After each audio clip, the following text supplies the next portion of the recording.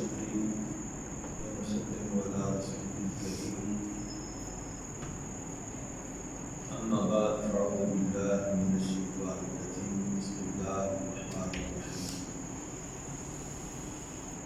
فقد قال الله تبارك وتعالى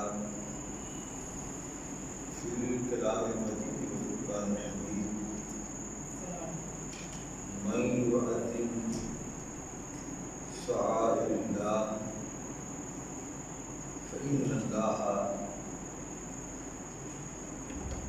فإنها تقوى القلوب. صدق الله مولانا العظيم وصدق رسوله النبي الكريم الأمين ونحن على ذلك لمن الشاهدين والشاكرين والحمد لله رب العالمين. فقد قال الله تبارك وتعالى في الكلام المجيد والفرقان الحميد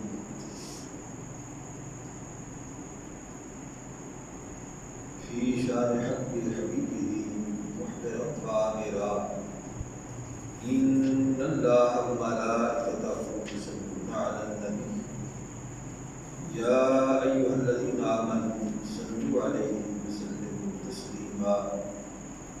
الصلاة والسلام عليك يا سيدي يا رسول الله وعلى آلك وأصحابك يا سيدي يا حبيب الله. الصلاة والسلام عليك يا سيدي يا رحمة للعالمين وعلى آلك وأصحابك يا سيدي يا شفيع المؤمنين. الصلاة والسلام عليك يا سيدي يا رحمة للعالمين وعلى آلك وأصحابك يا سيدي يا خاتم النبيين والمرسلين والحمد لله رب العالمين. رب اشرح لي صدري ويسر لي أمري واحلل عقدة من لساني يفقهوا قولي. مولاي صل وسلم دائما أبدا على حبيبك خير خلق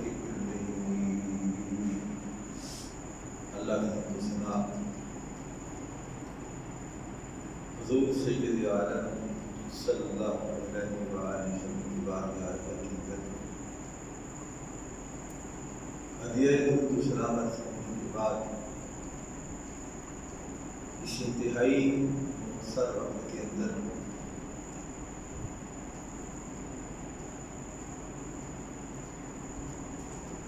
آج ہم تعظیم رسول اکرم صلی اللہ علیہ وسلم کے عنوان سے چند باتیں حدیث مبارکہ سے سننے کی سعادت حاصل کریں گے.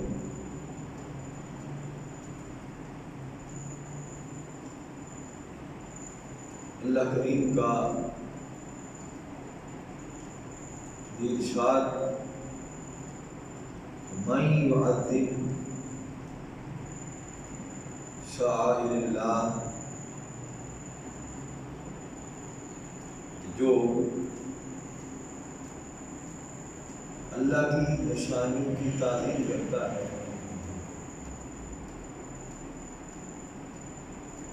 بس یہ اللہ کی نشانیوں کی تعظیم کرنا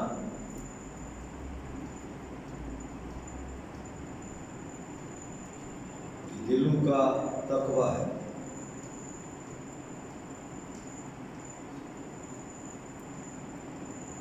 اور سورہ حجرات کے اندر ہم نے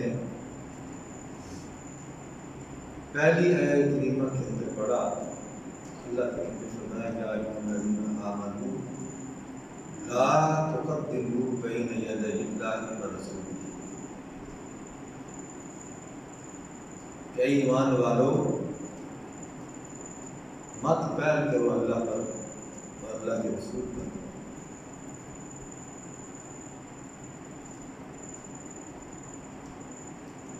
اللہ کی نشانیاں جن کا ذکر اس آیت کی نمبر سے اللہ نے فرمایا ہے وہ کیا ہے؟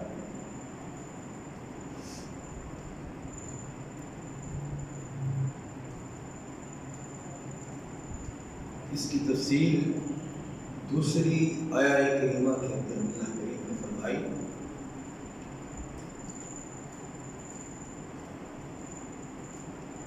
کہ جو جانور اللہ کے راستے میں قربان کرنے کے لیے تم حرم پاک کے اندر بھیجتے ہو ان کے گلوں کے اندر بٹے ڈالو تاکہ دیکھنے والے کو معلوم ہو جائے یہ جانور اللہ کے راستے میں قربانی کے لیے بھیجے جا رہے ہیں۔ ان کے گلوں میں بٹے دیکھ کے وہ پہچان لیں گے، ان کی تعظیم کریں گے۔ یعنی قربانی کے جانوروں کی بھی تعظیم رب کائنات نے سکھایا۔ اور پھر بیت اللہ شریف بظاہر وہ پتھروں کا گھر ہے، اس کے سوا بظاہر ہمیں کچھ نظر نہیں آتا۔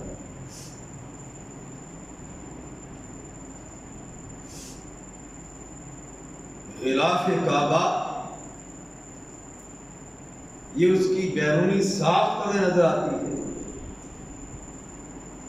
وہ بھی کپڑا ہے، رب کائنات نے اسے بنا کے نہیں بھیجا، وہ بھی انسان کا بنایا ہوا کپڑا ہے، وہ بھی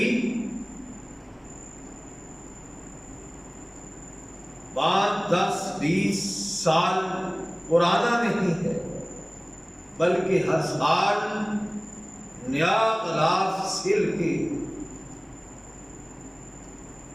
کعبۃ اللہ کے اوپر ڈال دیا جاتا ہے، ان پتھروں کی بنی ہوئی عمارت کے اندر ڈال دیا جاتا ہے۔ اس کی تعظیم بھی ہر کلمہ کو اسی طرح کرتا ہے جس طرح کعبۃ اللہ کی کرتا ہے۔ اور پھر ہر کس و نفس کوئی جرأت نہیں کرتا بھائی اس غلاف کے اندر کوئی اس پہ اعتراض نہیں کرتا، اس کی تعظیم کیوں کرتے ہو؟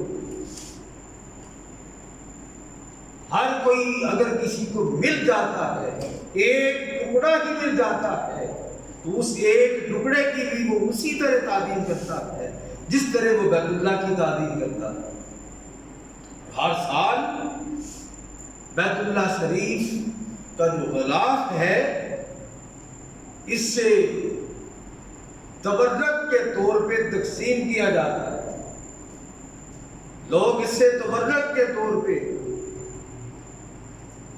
اپنے پاس رکھتے ہیں، بعض وصیت کرتے ہیں، یہ چند داغے ہیں غلاف کعبہ کے، جب میرا وصال ہو جائے انہیں میری آنکھوں کے اوپر رکھ دینا تاکہ قبر کے اندر بھی اس کی برکتیں حاصل کر سکوں۔ یعنی اسے پتا ہے کہ کعبہ اللہ پہ جو غلاف ڈالا جاتا ہے اس کے چند دھاگے بھی مل جائیں، اس کا بھی فیض مل جاتا ہے، وہ بھی شافع ہو جاتا ہے، قابل تعظیم ہو جاتا ہے۔ ارے جس نے اس کعبے کی تعظیم بتائی اس کی اپنی عظمت کا کیا حال ہو، ان کی اپنی شان بے مثل و بے مثال ہے، ان کی تعظیم و توقیر سب سے بڑھ کر ہے، اس سے بڑھ کر کسی اور کی تعظیم نہیں ہے، جس کی تعظیم کے لیے، جس کی توقیر کے لیے رب کائنات جا بجا اہل ایمان کو باور کراتا ہے کہ میرے مصطفیٰ کا مرتبہ اور مقام کیا ہے، شان و عظمت کیا ہے۔ جب تو تعظیم کی بات آتی ہے، توقیر کی بات آتی ہے، عزت مصطفیٰ کی بات آتی ہے، تو رب کائنات ارشاد یہ فرماتا ہے وَتُعَزِّرُوهُ وَتُوَقِّرُوهُ کہ وہ اس رسول کی حد سے بڑھ کر تعظیم کرتے ہیں، ادب کرتے ہیں، ادب بجا لاتے ہیں۔ حد سے بڑھ کر تعظیم کیا ہے؟ صحابہ کس طرح مصطفیٰ کی حد سے بڑھ کر تعظیم کرتے تھے؟ حدیث مبارکہ بھری پڑی، وہ جو ہمیشہ شور و غوغا کرتے ہیں۔ دکھاؤ بخاری کے اندر کہاں ہے؟ امام بخاری نے تعظیم مصطفیٰ، عظمت مصطفیٰ، شان مصطفیٰ سے احادیث مبارکہ کا ذخیرہ جمع کیا ہے۔ امام مسلم نے جمع کیا ہے، امام نسائی نے جمع کیا ہے، امام ابن ماجہ نے جمع کیا ہے، امام ابو داؤد نے جمع کیا ہے، اور ہر کوئی اس سے بیان کر کے امت مسلمہ کو بابر یہ کرا رہا ہے۔ ارے ابو بکر صدیق سے بھی بڑھ کر کوئی ہے جس سے دین کی سمجھ ہو؟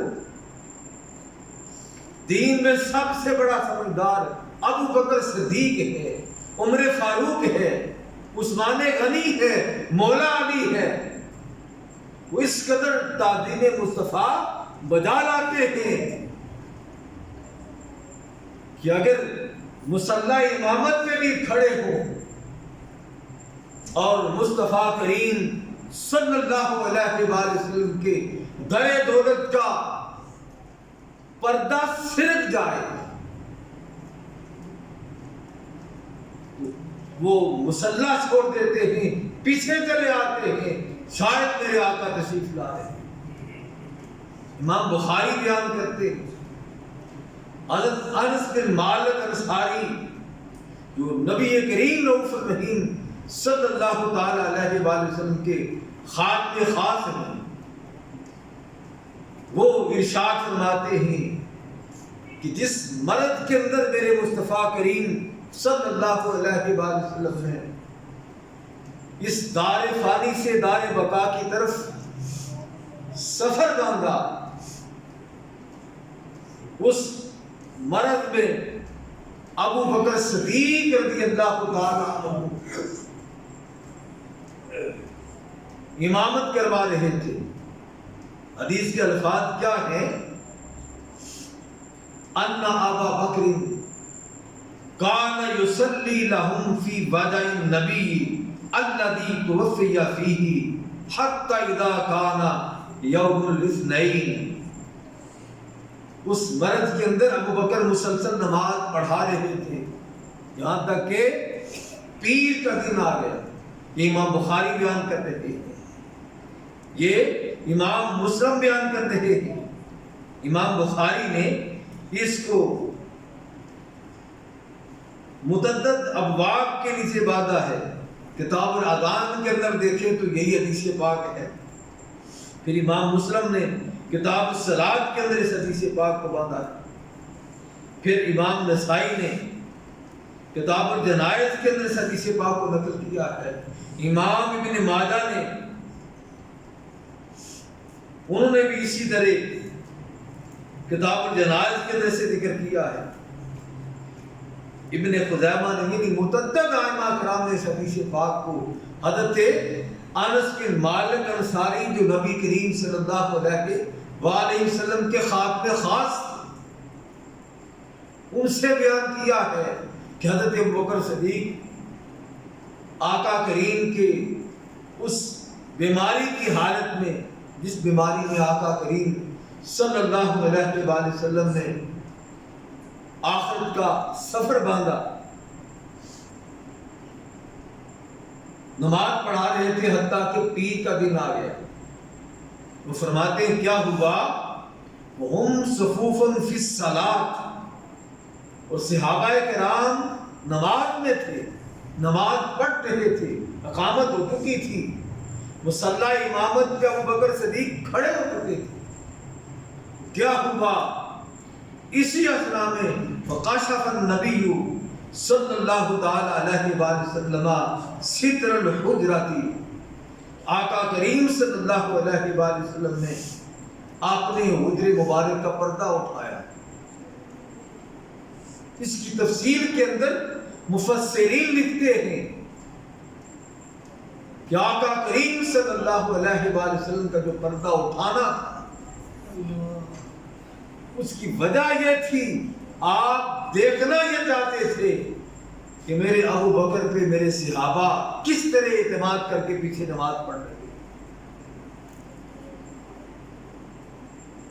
جب یہ دیکھا تو کیا ہوا؟ ينظر الینا وهو قائم، کہ آقا کریم صلی اللہ علیہ وسلم کھڑے کھڑے ہمیں دیکھنے لگے۔ اب جن خوش نصیبوں کو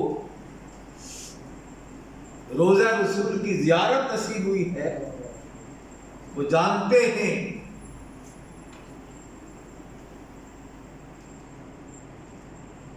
کہ مسجد نبوی شریف کا محراب کس سائڈ پہ ہے اور حجرہ نبی کس سائڈ پہ ہے۔ بائیں جانب امام اگر مصلی پہ کھڑا ہوتا ہے تو بائیں جانب آقا کریم کا روضہ پاک ہے۔ کیا جن کا رخ کعبے کی طرف ہوگا کیا وہ اس طرف دیکھیں گے؟ انہیں کوئی چیز نظر آئے گی؟ قطر نظر نہیں آ سکتی۔ اس سے معلوم یہ ہوا کہ صحابہ کرام بیتاب تھے کب مصطفیٰ کریم صلی اللہ علیہ وآلہ وسلم تشریف لاتے ہیں۔ رخ تو کعبے کی طرف تھے لیکن دل مصطفیٰ کی طرف تھے۔ دل دھڑکتے تھے کہ چند روز ہو گئے ہیں آقا کریم کی زیارت نصیب نہیں ہوئی۔ وہ فرماتے ہیں کھڑے کھڑے مصطفیٰ کریم صلی اللہ علیہ وآلہ وسلم ہمیں دیکھنے لگے۔ آگے آقا کریم کے چہرہ پاک، اب جب تک جی بھر کے چہرے کی طرف دیکھا نہ جائے تب تک معلوم نہیں ہوتا چہرے کی کیفیت کیا ہے۔ حضرت انس بن مالک انصاری بیان کرتے ہیں کأنَّ وجهه ورقۃ مصحف، مصطفیٰ کریم کا چہرہ مقدس اس طرح تھا جس طرح قرآن کے کھلے ہوئے اوراق، کھلے ہوئے قرآن کے اوراق کی طرح مصطفیٰ کریم کا چہرہ چمک رہا۔ یوں لگتا ہے نماز تو خدا کی پڑھ رہے تھے اور نگاہیں چہرہ مصطفیٰ پہ تھی، والضحیٰ کا چہرہ دیکھ رہے تھے۔ آقا کریم کے چہرہ پاک کی طرف نظریں جما کے بیٹھے تھے، رخ ادھر تھا کعبے کی طرف۔ جب پردہ سرکا بھول گئے کعبے کی سمت کو، مصطفیٰ کے درِ دولت کی طرف اپنے رخ پھیر لی۔ اگلی بات کہ آقا کریم صلی اللہ علیہ وآلہ وسلم حدیث پاک کے الفاظ کیا ہیں کہ ان نفتاتنا من الفرح برؤیت النبی، آقا کریم صلی اللہ علیہ وآلہ وسلم کو آپ جماعت کو دیکھ کر، آقا کریم جماعت کو دیکھ کر آپ نے تبسم فرمایا۔ اب اندازہ لگائے جماعت میں کھڑے، یہ نماز ہماری نہیں ہے، وہ صحابہ کی نماز ہے، صحابی نماز پڑھ رہا ہے۔ اب انہیں کیسے پتا چل گیا کہ مصطفیٰ کا چہرہ کھل گیا ہے، چہرے پہ تبسم آ گیا؟ جماعت کو دیکھ کے آقا کریم نے تبسم فرمایا۔ اب یہ میں نہیں کہہ رہا، امام بخاری بیان کر رہے ہیں، صحیح بخاری کے اندر کتاب الاذان کے اندر اس حدیث پاک کو امام بخاری بیان کر رہے ہیں۔ اب صحابہ کا مصطفیٰ کریم صلی اللہ علیہ وآلہ وسلم کے ساتھ جو تعلق تھا اس تعلق کو بیان کر رہے ہیں، جو محبت تھی اس محبت کو بیان کر رہے ہیں، تو تعظیم مصطفیٰ صحابہ کے دل و دماغ کے اندر تھا۔ اس مصطفیٰ کریم کی تعظیم کو امام بخاری بیان کر رہے ہیں کہ دیکھا کہ مصطفیٰ کریم کے حجرے پاک کا پردہ سرکا تو مصطفیٰ کریم کا چہرہ ہم نے دیکھا، وہ قرآن کے کھلے ہوئے برقوں کی طرح تھا. اور اسی دوران جب جماعت کی طرف انہیں مصطفیٰ نے دیکھا، آپ نے تبسم فرمایا. وہ فرماتے ہیں آپ صلی اللہ تعالی علیہ وآلہ وسلم کے دیدار پر انوار کی خوشی میں قریب تھا.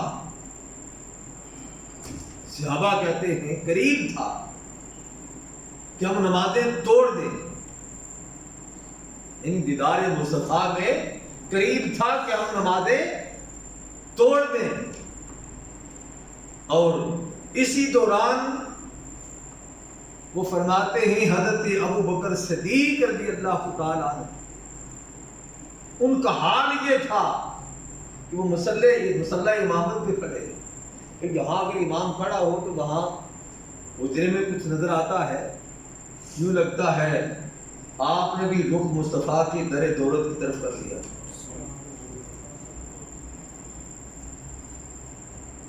حضرت انس بن مالک انصاری بیان کرتے ہیں، جسے امام بخاری نے درج کیا ہے اپنی صحیح بخاری کے اندر، آپ کو خیال یہ گزرا کہ آقا کریم خود امامت کے لیے تشریف لا رہے ہیں. آپ فرماتے ہیں کیا ہوا کہ انہوں نے ایڑیوں کے بل پیچھے ہٹ کر صف میں ملنا چاہا. حضرت ابو بکر صدیق نے ایڑیوں کے بل پیچھے صف میں ملنا چاہا. جب یہ کیفیت مصطفیٰ کریم نے دیکھی کہ اب ابو بکر بھی مصلی چھوڑ کے پیچھے آ رہا ہے،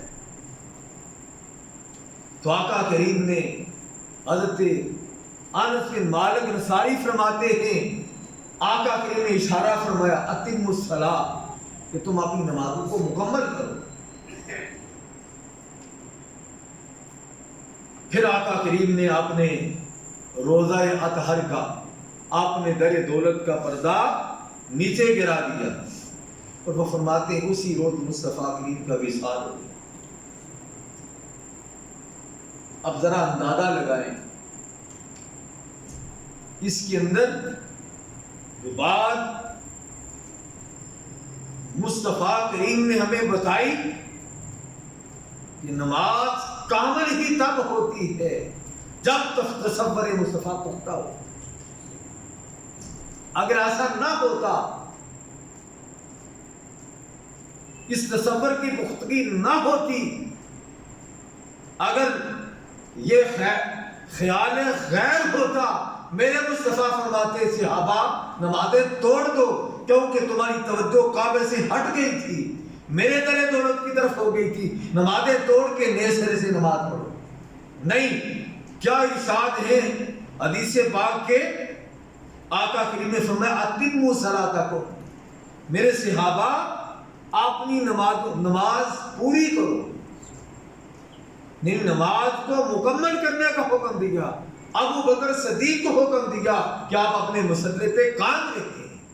صحابہ سے فرمایا جو تمہارے رخ ادھر ہو گئے تھے میں پردہ نیچے کرتا ہوں، تم بھی اپنے رخ جو ہے وہ کعبے کی طرف، کعبے سے رخ پھر گئے تھے، سینے پھر گئے تھے، در مصطفیٰ کی طرف ہو گئے تھے. بتا دیا کہ نماز تمہاری کامل کی کامل نہیں ہے، ادھر رخ پھیر کے بھی تمہاری نماز مکمل ہو گئی ہے. اب جو بقیہ نماز آتی ہے اسے اسی حالت میں مکمل کر.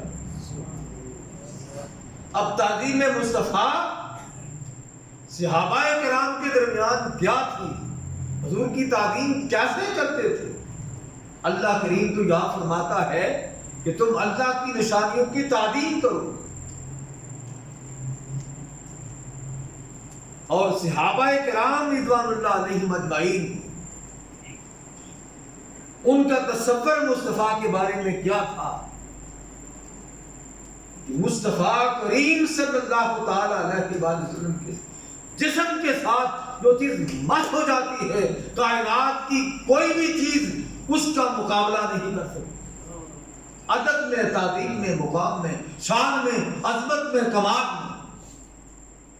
ہر چیز میں جو چیز مصطفیٰ سے مس ہو گئی ہے وہ سب سے عظیم ہو گئی ہے، اس کا ادب واجب ہو گیا ہے، اس کی تعظیم واجب ہو گئی ہے، چاہے وہ مصطفیٰ کا تھوک مبارک ہی کیوں نہ ہو، چاہے وہ مصطفیٰ کریم کا گود مبارک ہی کیوں نہ ہو،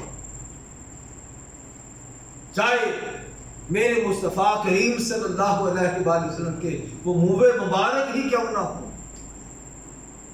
ان منہ مبارک کی تعظیم صحابہ کرام کس انداز میں کرتے؟ میں نہیں کہہ رہا، امام بخاری کہتے ہیں، امام بخاری بیان کرتے ہیں کہ آقا کریم صلی اللہ علیہ وآلہ وسلم کا تھوک مبارک، لعاب مبارک، وہ بھی اگر بلغم والا ہوتا تو صحابہ کرام اس بلغم والے لعاب مبارک کی بھی صحابہ تعظیم کرتے، آقا کریم تھوکنے کا ارادہ فرماتے تو صحابہ کرام فقط مصطفیٰ کی تعظیم ہی نہ کرتے بلکہ اس لعاب مبارک کی بھی تعظیم کرتے جو مصطفیٰ کے منہ مبارک سے نکلتا، اسے زمین پہ گرنا نہ دیتے، ہاتھوں پہ تھام لیتے۔